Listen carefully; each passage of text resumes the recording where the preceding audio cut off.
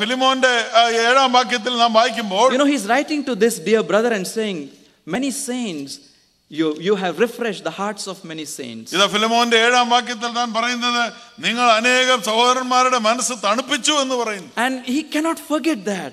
അതവന് മറക്കുവാൻ കഴിയില്ല. Are you a refreshing pool for your fellow believers today? നിങ്ങളുടെ സഹോദരന്മാർക്ക് വേണ്ടി അവരുടെ മനസ്സിനെ തണുപ്പിക്കുന്നവരാണോ? Philemon was like that. ഫിലിമോൻ അങ്ങനെയുള്ളവനായിരുന്നു. And you know how he could become? അവൻ എങ്ങനെയായി തീരുവാൻ കാരണം? How you can become? നിങ്ങൾ എങ്ങനെയായി തീരുവാൻ? The answer of that is given in Acts of the Apostles chapter 3 and verse 19. അപ്പോസ്തല പ്രവൃത്തി 3-ാം അധ്യായത്തിന്റെ 19-ാം വാക്യത്തിൽ അതിന്റെ അർത്ഥം പറഞ്ഞിട്ടുണ്ട്. If you are truly born again, നിങ്ങൾ വീണ്ടും ജനിച്ചവരാണെങ്കിൽ, if you are truly child of God, നിങ്ങൾ വാസ്തവത്തിൽ വീണ്ടും ജനിച്ചവരാണെങ്കിൽ, the day you accept the Lord, നീ കർത്താവിനെ സ്വന്തം രക്ഷകനായി സ്വീകരിച്ചതാണ്.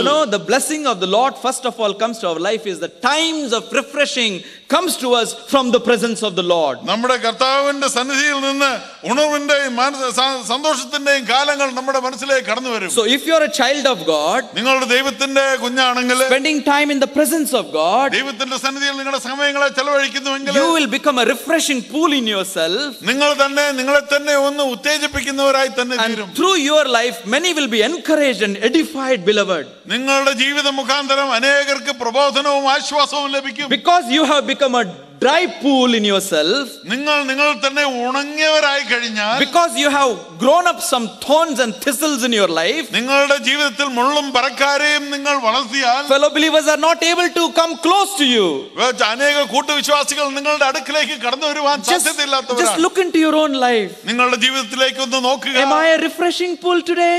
ഇന്ന് മറ്റുള്ളവരെ ആശ്വസിപ്പിക്കുന്ന ഒരു കുളമായിട്ടാണോ നീ ഇരിക്കുന്നത്? Am I a beautiful garden of the Lord today? കർത്താവായ യേശുക്രിസ്തുവിന്റെ മനോഹരമായ ഒരു പൂവാടിയായിട്ടാണോ നീ ഇരിക്കുന്നത്? That I can be used for the good of others. മറ്റുള്ളവർക്ക് വേണ്ടി, മറ്റുള്ളവരുടെ നന്മയ്ക്കായിട്ട് നീ ഉപയോഗിക്കപ്പെടണം. Just 4 ways and let me close. 4 വഴികളെ പറഞ്ഞിട്ട് ഞാൻ നിർത്താം. You know what is that? അതെന്താണെന്ന് അറിയാമോ? You can be a good edifier, beloved. നീ ഒരു നല്ലൊരു പ്രബോധന പുത്രനാകുവാൻ കഴിയും. Only if you look for the prayers of others for you. മറ്റുള്ളവരുടെ പ്രാർത്ഥനയ്ക്കായിട്ട് നിങ്ങൾ കാംക്ഷിക്കണം. Look at verse 25. 25-ാം വാക്യം ഒന്ന് നോക്കുക. Brethren, pray for us. സഹോദരന്മാരെ, ഞങ്ങൾക്ക് വേണ്ടി പ്രാർത്ഥിപ്പീൻ. He was apostle. അത് അപ്പോസ്തലനായ പൗലോസാണ്. But he needed prayers. തനിക്കായിട്ട് പ്രാർത്ഥിക്കുവാൻ അവൻ ചോദിക്കുകയാണ്. In Colossians he says, pray for me that utterance may be given to me. കൊലോസ്യ ലേഖനത്തിൽ പറയുകയാണ്, എനിക്ക് വേണ്ടി പ്രാർത്ഥിക്കണം, പ്രസംഗിക്കുവാൻ എന്റെ വാക്കുകൾ കിട്ടേണ്ടതിന്. Today so much of discouragement and discontentment in the houses of God, the assemblies, is because there is lack of prayers for our leaders, for our preachers, for our evangelists and for our teachers. ഇന്ന് നമ്മുടെ സഭാതലങ്ങളിൽ നമ്മുടെ സഭകളെ നടത്തുന്നവരായിരിക്കുന്ന ആ മൂപ്പന്മാർക്കും അല്ലെങ്കിൽ അത് നമ്മളെ പഠിപ്പിക്കുന്നവർക്കുമായിട്ട് പ്രാർത്ഥന ഇല്ലാത്തത് മുഖാന്തരം സഭയിൽ പലപ്പോഴും ഭിന്നതയും അങ്ങനെയുള്ള കാര്യങ്ങളും നിലകൊള്ളുകയാണ്. Instead of praying for our leaders, നമ്മുടെ നേതാക്കന്മാർക്ക്, നമ്മുടെ സഭാ മൂപ്പന്മാർക്ക് വേണ്ടി പ്രാർത്ഥിക്കാതിരിക്കുമ്പോൾ, there is backbiting, അത് പുറകിൽ അന്യോന്യം കടിച്ചു കീറുന്നവരായിട്ട് മാറുകയാണ്. പലപ്പോഴും ദുഷ്ടത, മറ്റുള്ളവരെ കുറിച്ച് സംസാരിക്കുന്നവരായി, മറ്റുള്ളവരെ കുറിച്ച് ദൂഷണം പറയുന്നവരായി തീരും. How can the church of God be edified? ഇങ്ങനെയുള്ള അവസരത്തിൽ ദൈവത്തിന്റെ സഭ എങ്ങനെ പ്രബോധിപ്പിക്കപ്പെടുവാൻ കഴിയും? If at all there is any problem, എന്തെല്ലാം പ്രശ്നം ഉണ്ടെങ്കിൽ, the biggest key apostle says here, look for the prayers. അത് ഏറ്റവും വലിയ അതിന്റെ താക്കോൽ എന്ന് പറഞ്ഞാൽ പ്രാർത്ഥനയ്ക്കായി നോക്കുവിൻ. You as a family start praying for your local church. നിങ്ങൾ കുടുംബങ്ങളായിട്ട് നിങ്ങളുടെ സ്ഥലം സഭകൾക്ക് വേണ്ടി പ്രാർത്ഥിക്കുക. Make a prayer list.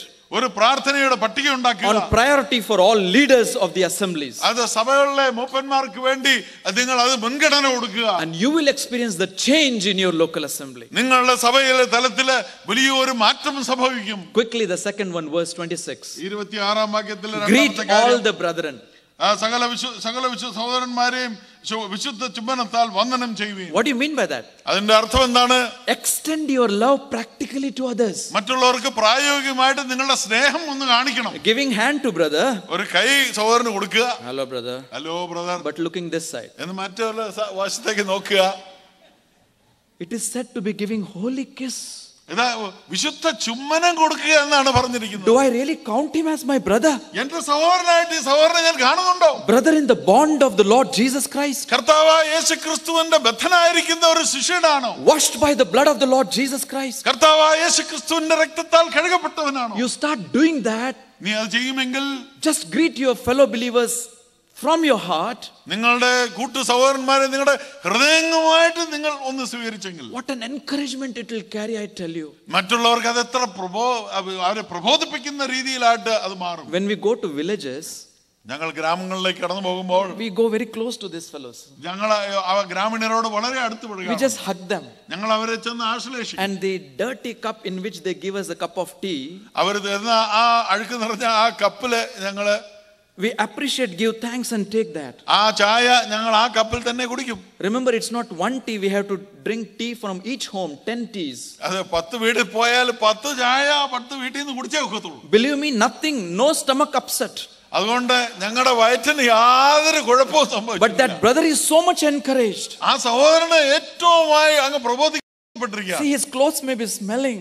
അവന്റെ വസ്ത്രം അങ്ങ് നാറുകയാണ്. His life may be, in a very bad shape. അവന്റെ ജീവിതം വളരെ ദാരുണമായിട്ടുള്ളതാണ്. But when you just go closer and hug and talk, they are so much encouraged. ഞങ്ങൾ അവന്റെ അടുത്തേക്ക് പോയി അവനെ ആശ്ലേഷിച്ച് അവനോട് ചോദിക്കുമ്പോൾ അവൻ എത്രയോ ആശ്വാസം ലഭിക്കുന്നവനായി മാറും. Outside, everybody is looking for your sincere greetings. ഇതാ മറ്റുള്ളവർ, വെളിയിലുള്ളവർ നിങ്ങളുടെ സ്നേഹനിർഭരമായിരിക്കുന്ന നിങ്ങളുടെ ആശ്ലേഷത്തിനായിട്ട് നോക്കിയിരിക്കുക. You want to be an encouragement to others? മറ്റുള്ളവർക്കായിട്ട് നിങ്ങൾ ഒരു പ്രബോധിപ്പിക്കുന്നവനായിരിക്കണമെങ്കിൽ, that's why the Lord gave you cell phone. Use it and call that brother. അതുകൊണ്ടാണ് ദൈവം നിങ്ങൾക്ക് സെൽഫോൺ തന്നിട്ടുള്ളത്. അത് ഉപയോഗിച്ച് മറ്റുള്ളവരെ വിളിക്കുക. He has given you a car. Go and visit to his house. നിങ്ങൾക്ക് കാർ തന്നിട്ടുണ്ട്, മറ്റുള്ളവരെ പോയി ഒന്ന് സന്ദർശിക്കുക. This calling, this visiting will make a great deal in our life. ഈ വിളിയും ഈ പോക്കും അത് നമ്മുടെ ജീവിതത്തിൽ വളരെ വലിയ കാര്യങ്ങളെ സാധിക്കും. Just inquire about them.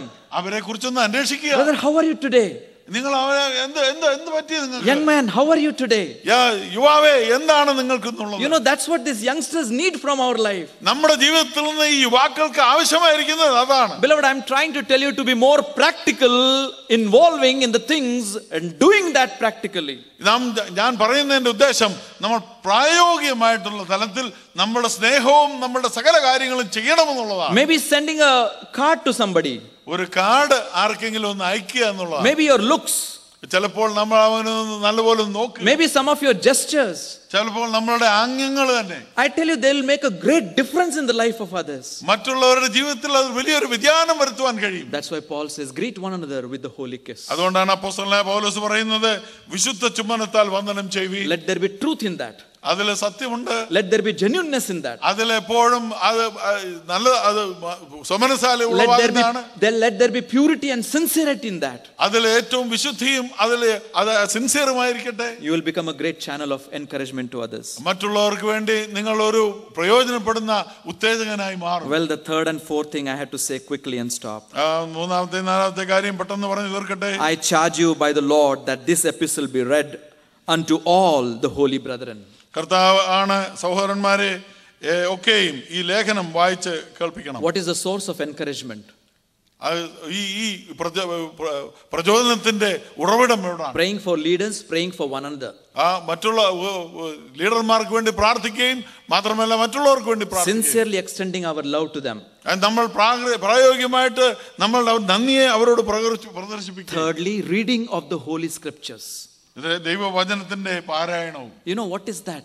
അതെന്താണ്? Our source and foundation and fountain of encouragement will flow only from the word of God. ദൈവത്തിന്റെ വചനത്തിലൂടെ മാത്രമേ ദൈവത്തിന്റെ പ്രചോദനവും സ്നേഹവും അത് ഒഴുകി വരികയുള്ളൂ. Why he is asking them to be read that epistle there? അതുകൊണ്ട് ഈ ലേഖനം അവിടെ വായിക്കണമെന്ന് പറഞ്ഞത് എന്തുകൊണ്ടാണ്? If you read in Colossians chapter 4 verse 15 and 16, കൊലോസ്യ ലേഖനം 4:15-16 വായിക്കുമ്പോൾ he is talking about the same reading of epistle in every other churches. ഈ അപ്പോസ്തലനായ പൗലോസ് മറ്റുള്ള ഈ ലേഖനങ്ങൾ മറ്റു സഭകളിലും പോയി വായിക്കണമെന്ന് പറഞ്ഞിരിക്കുകയാണ്. I was thinking, why is he asking to read that? അത് എന്തുകൊണ്ട് വായിക്കണമെന്ന് താൻ പറയുകയാണ്. You know why? എന്തുകൊണ്ടാണ്? Because they did not have many copies of that letter. ആ എഴുത്തിന്റെ പകർപ്പുകൾ വേറെ ഇല്ലായിരുന്നു, അതുകൊണ്ടാണ്. So that letter has to to be carried from one place to other place. അതുകൊണ്ട് ആ എഴുത്ത് ഒരിടത്ത് വായിച്ച ശേഷം വേറൊരിടത്തേക്ക് കൊണ്ടുപോകേണ്ടത് ആവശ്യമാണ്. When I think of that, അങ്ങനെ ഞാൻ ചിന്തിക്കുമ്പോൾ I thank God ഞാൻ ദൈവത്തോട് നന്ദിയുള്ളവനാണ്. for the privilege of having me my own copy of his letter. ഞാൻ ദൈവത്തിന്റെ ആ ലെറ്റർ എനിക്ക് എഴുതപ്പെട്ട് തന്നിരിക്കുന്നു എന്നുള്ളതാണ്. We have no value of this copy which every one of us possess with us. നമ്മുടെ കയ്യിൽ എപ്പോഴും കൈവശമുള്ള ദൈവത്തിന്റെ ഈ എഴുത്താണ് അതൊരു മൂല്യമില്ലാതെയായി തീർന്നിരിക്കുക. Many are not reading it. അനേകർ അത് വായിക്കുന്നില്ല. Many are not bringing into the assemblies. അനേകർ സഭകളിൽ അത് കൊണ്ടുവരുന്നില്ല. And when the messages are preached, they are not even opening it. വചനം ശുശ്രൂഷിക്കുമ്പോൾ അത് തുറക്കുക പോലും ചെയ്യുന്നില്ല. Many are not meditating and studying the word of God. അനേകരും വായിച്ച് ധ്യാനിക്കുന്നില്ല. Instead of this, all other things are being done in the local assemblies. ഇതിന് പകരമായിട്ട് സ്ഥലം സഭകളിൽ മറ്റനേക കാര്യങ്ങൾ ചെയ്തു തീർക്കുക. Only if we come back to the word of God, the whole thing will change in our life. നമ്മുടെ ജീവിതത്തിൽ ഒരു വ്യതിയാനം വരണമെങ്കിൽ ദൈവത്തിന്റെ വചനത്തിൽ മാത്രമേ അതിൽ അടങ്ങിയിരിക്കുക. Only the word of God is the source of encouragement to others, beloved. മറ്റുള്ളവർക്ക് പ്രചോദനം നൽകുന്നത് ദൈവത്തിന്റെ വചനമാണ്. It's not my words. എന്റെ വാക്കല്ല. Not my ideas. എന്റെ ചിന്തയിലുള്ളതല്ല. Not my logics. എന്റെ മാനസികമായിട്ട് എന്റെ ലോജിക് അല്ല. Not psychology. എന്റെ സൈക്കോളജി അല്ല. You just read one word to somebody. ഒരു വാക്യം ഒരാളോട് എടുത്ത് വായിച്ചാൽ and it will be a great encouragement. അത് അവർക്ക് വലിയ ഉത്സാഹം നൽകുന്നതായിരിക്കും. This is inspired word.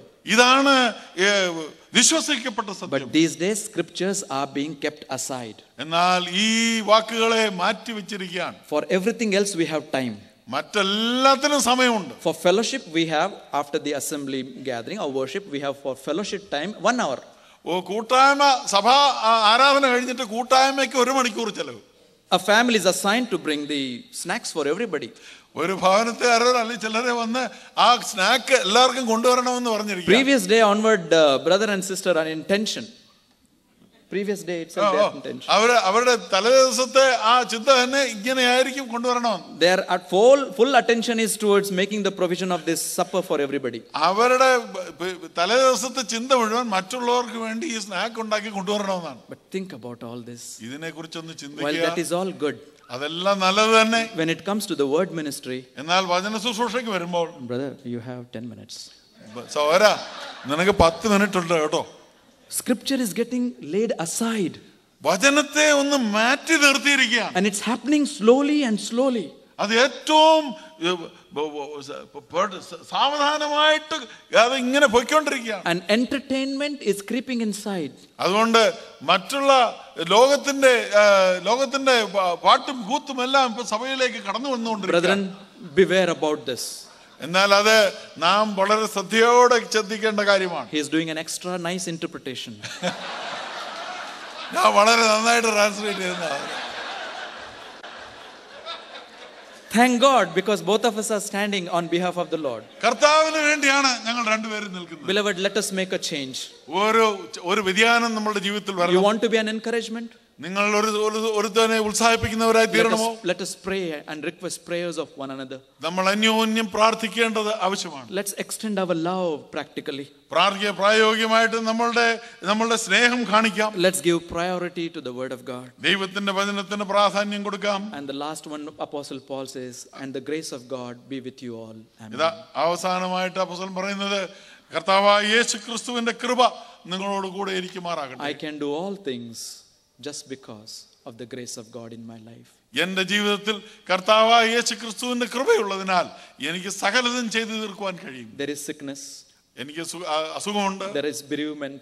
എനിക്ക് വേർപാടിന്റെ ദുഃഖമുണ്ട്. There are problems and there are difficulties. എനിക്ക് പ്രശ്നങ്ങളും പ്രയാസങ്ങളും ഉണ്ട്. Oh, if only we depend upon that sufficient grace, കർത്താവിന്റെ മതിയായ കൃപയിൽ ഞാൻ ആശ്രയിക്കുന്നുവെങ്കിൽ, which will help me to proceed ahead in my Christian life for the glory of God. എന്റെ ക്രിസ്തീയ ജീവിതത്തിൽ മുൻപോട്ട് കർത്താവിന്റെ നാമമഹത്വത്തിനായിട്ട് മുന്നേറുവാൻ എനിക്ക് കഴിയും. Let us do by the grace of God. ദൈവത്തിന്റെ കൃപയാലെ നാം ഇത് ചെയ്യേണ്ടത് ആവശ്യമാണ്. Saved by the grace, live by the grace. കൃപയാൽ രക്ഷിക്കപ്പെട്ടു കൃപയാലുള്ള ജീവിതവുമായിരിക്കട്ടെ. You know what does that mean? അതെന്താണ് അർത്ഥം? In one sentence, ഒരു വാചകത്തിൽ, you did not merit it. നിനക്ക് അത് അർഹമായി തരുന്നതല്ല. But he poured it on you. അത് കർത്താവ് നിങ്ങളുടെ മേൽ ചൊരിഞ്ഞ കാര്യമാണ്. He doesn't merit it. ആ സഹോദരൻ അത് ഒതുങ്ങുന്നതായിരുന്നില്ല. She doesn't merit it. അവർക്ക് അത് ആയിരുന്നില്ല. You received it freely. നിനക്ക് അത് ലഭിച്ചത് സൗജന്യമായി. If that grace of God constrains you, ഇന്ന് കർത്താവായ യേശു ക്രിസ്തുവിന്റെ കൃപ നിങ്ങളെ നിർബന്ധിക്കുന്നു. Do it freely because of that grace you received in your life. നിങ്ങളുടെ ജീവിതത്തിൽ സുലഭമായി ഫ്രീ ആയിട്ട് ലഭിച്ച ആ കൃപയിൽ നിങ്ങൾ അത് ചെയ്യേണ്ടത് ആവശ്യമാണ്. Occupy till I come. ഞാൻ വരുവോളം വ്യാപാരം ചെയ്തുകൊള്ളുവിൻ. Evangelizing. അത് നിങ്ങൾ സുവിശേഷീകരണം